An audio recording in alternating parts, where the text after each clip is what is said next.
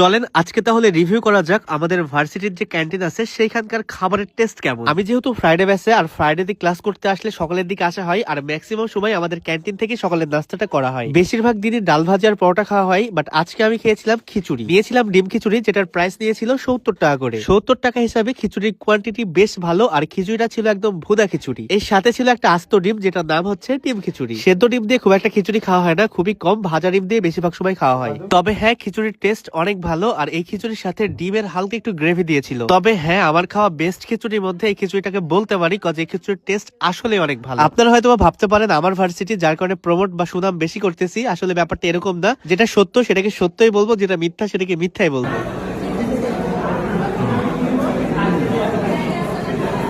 আমাদের ক্যাম্পাসের খাবার বেস্ট, মানে এত মজা।